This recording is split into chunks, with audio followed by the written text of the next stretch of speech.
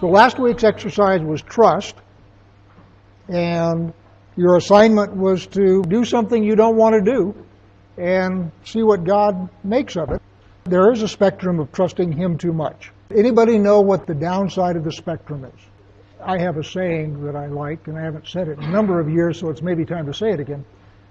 God will not do something for you that you can do for yourself. It wouldn't be good for you.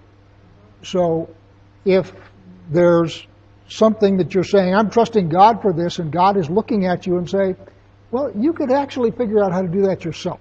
So if you trust God for something like that, you're going to be trusting for a long time, and nothing is going to happen. And don't get me wrong, sometimes that discernment is difficult. You may look at it as, I don't see any way to do this, so I'm trusting God. And God is saying, well, actually, you can figure that out. Here's the puzzle. Go figure that out. You can do that. To use the example of a small child. Children all the time come to their parents and say, do this, do this, do this. And a good parent will say, you can do that yourself.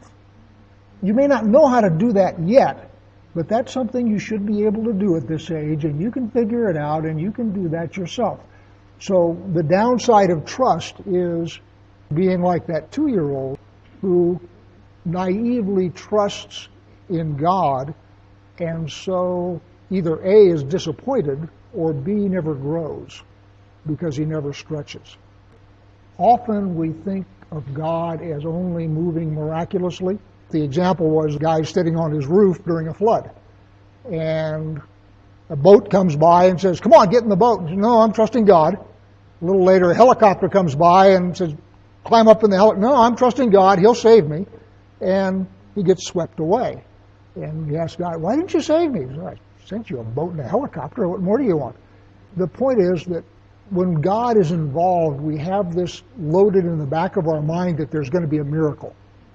It's going to be something miraculous and grand, so that when the boat shows up, we're not looking for the boat, we're looking for some kind of a supernatural miracle, and so we miss the ordinary things that God does in our lives, and that's a downside of trust. If you're looking for a blinding flash of lightning and an angel to swoop down and lift you off the roof and take you off to dry ground, you're probably going to be disappointed.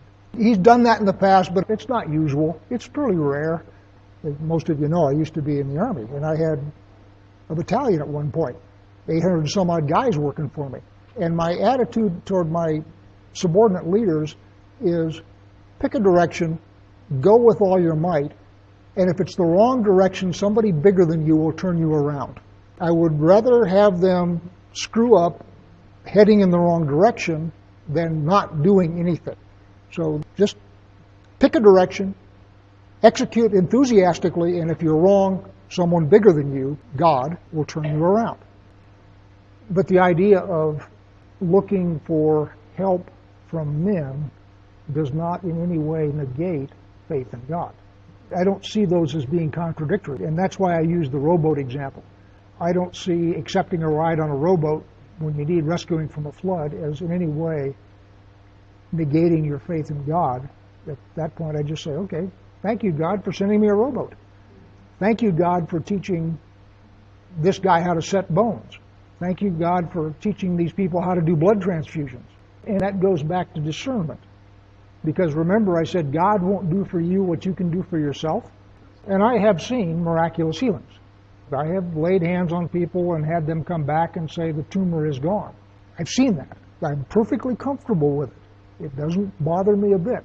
It also doesn't bother me a bit to go to the doctor and have the doctor check and see the tumor is gone or set my bones or any of those kinds of things.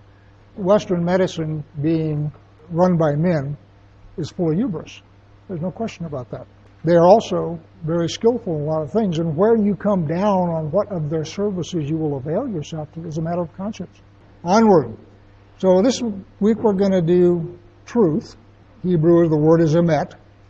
And truth is difficult.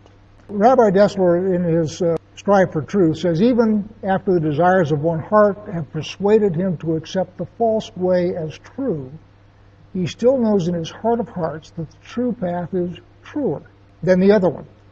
Every human being thus has the faculty of determining in his own heart where real truth lies.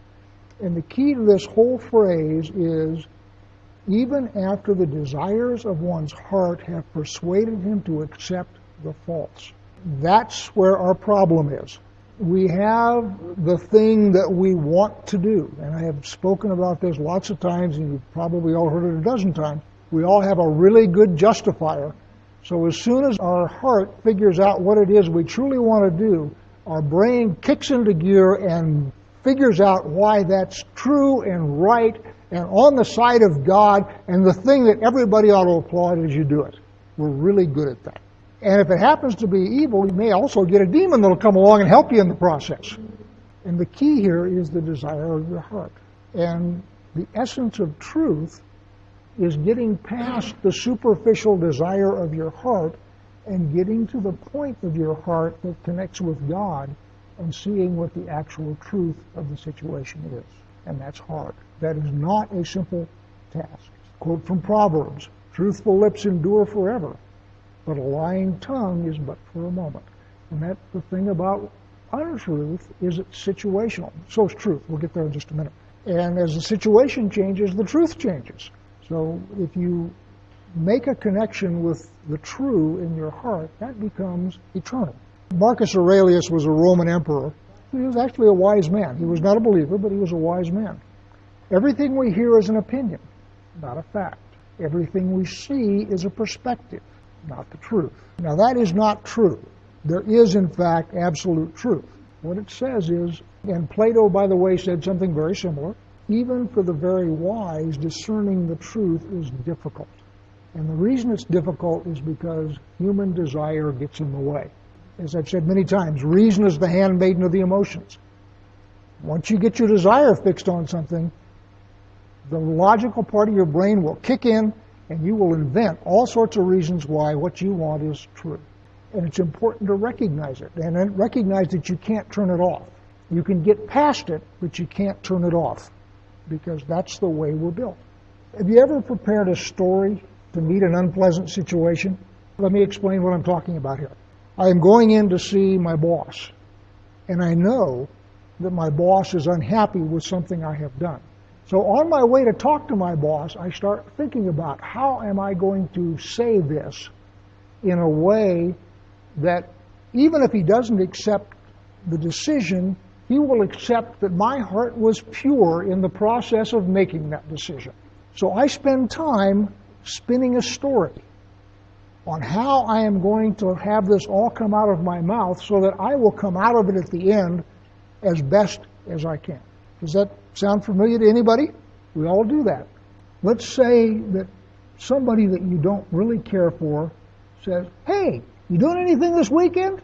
Well, I don't want to spend time with that person. So what do? "Oh, well, I'm washing my hair." That used to be the one the girls used to use when they didn't want to go out with you. "I got to wash my hair tonight." But again, there's this temptation always to come up with a lie that will soothe everybody's feelings and make it all go away. So you don't have to spend the weekend with them, and you haven't damaged the relationship or made it feel unpleasant. We all do that. In fact, somebody did a study saying that people lie more than they tell the truth. And it's examples like that. As we go through life, we invent those things. So, thing one, these stories we tell are a window into the soul, and they indicate other soul traits that you need to address. In other words, anytime you are tempted to lie, I'm not talking about big lies.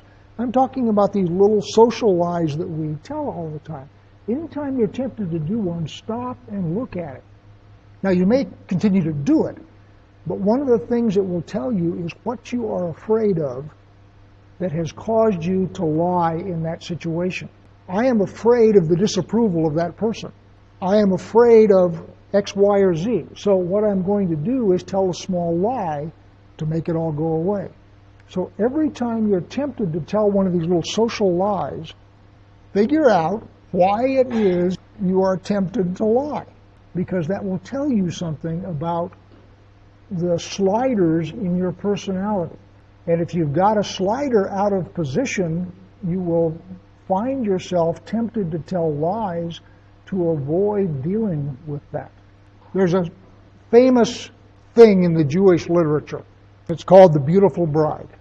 It is a mitzvah in the Jewish community to compliment the bride at a wedding. Increase the joy of the situation, all that kind of stuff.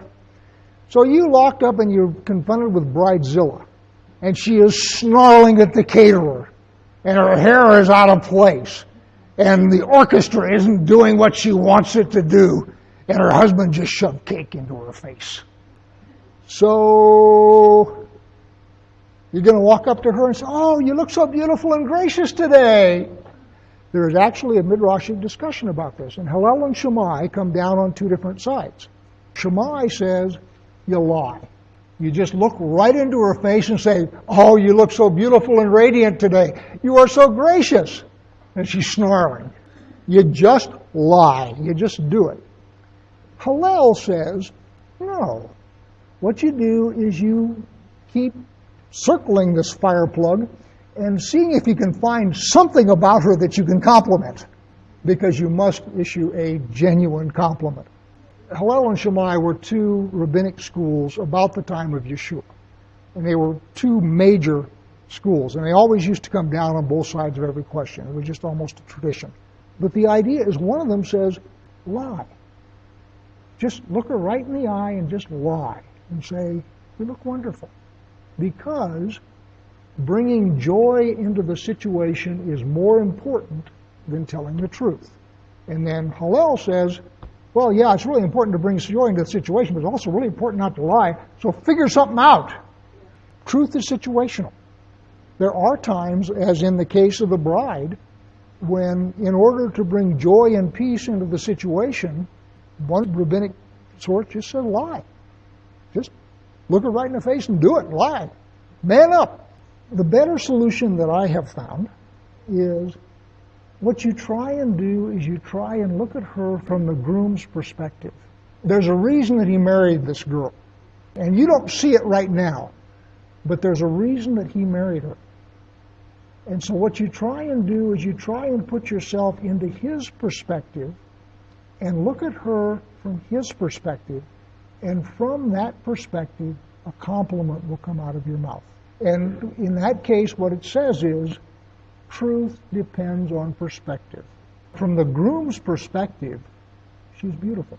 So your job in that situation is to put yourself in the perspective of the groom and come up with something wonderful that he would say to his bride.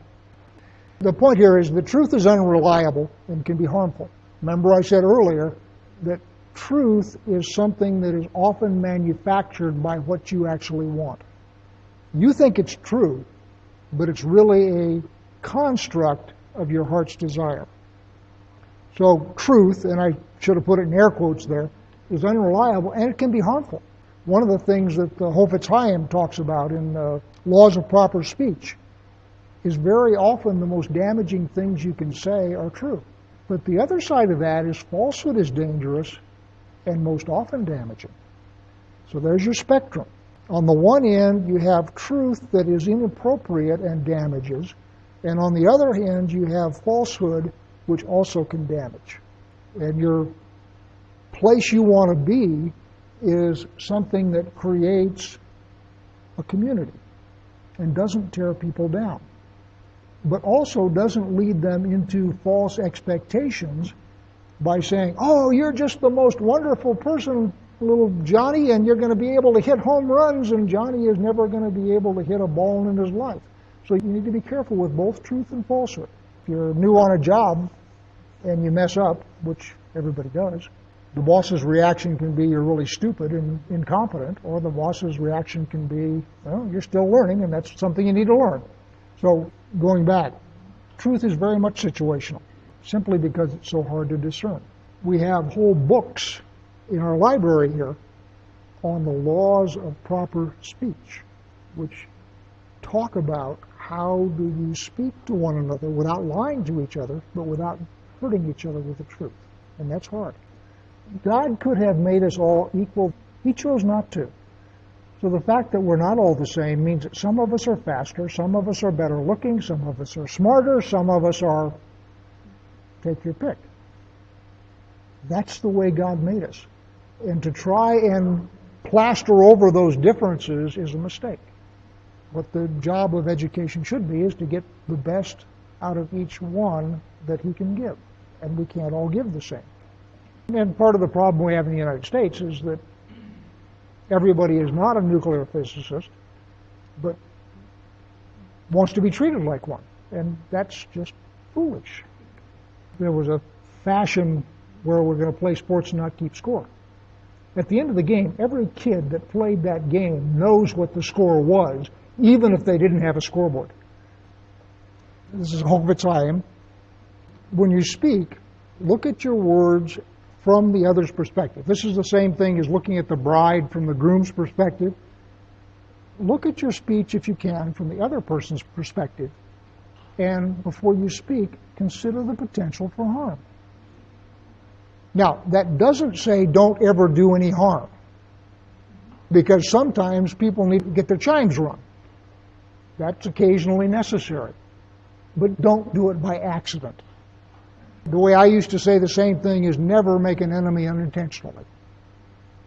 Or never make an enemy by accident. Make sure that you decided on who your enemies are going to be before you have them. And that's what this is saying. Before you speak, look at your words from the perspective of the one you're speaking to or speaking about. And don't ever make an enemy unnecessarily or unintentionally. Your task this week is to tell the truth. By which I am saying, as you interact with people, pay attention to what you are saying from the perspective of truth. And figure out a way in every situation to tell the truth. Sometimes that is going to be difficult to figure out how to do that without damaging things, and that's part of the exercise. And the meditation I would use is truthful lips endure forever.